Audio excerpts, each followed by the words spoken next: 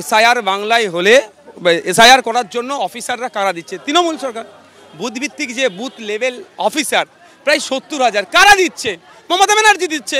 আর তার নেতাদেরগুলোকে দিয়ে এসআইআর হতে দেবো না গল্প শোনাচ্ছে। আমরা চাই রাজনৈতিক এসআইআর বন্ধ হোক, নিয়ম পদ্ধতি মেনে হোক, সরলীকরণ হোক, মতুয়া ভাইদের না কোনো অসুবিধা হয়, পরিযায়ী শ্রমিক হয়ে যারা আছে তাদের না কোনো অসুবিধা হয়, বৈধ ভোটার কিনা ডি ভোটার করে, এটা আমাদের ডিমান্ড।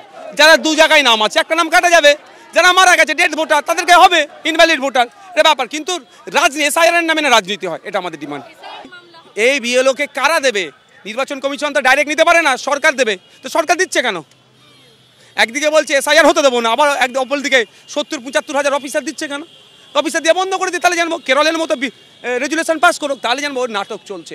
বিজেপি তৃণমূল মিলে বাংলার মানুষকে নাটক চালাচ্ছে এসআইআরের নামে।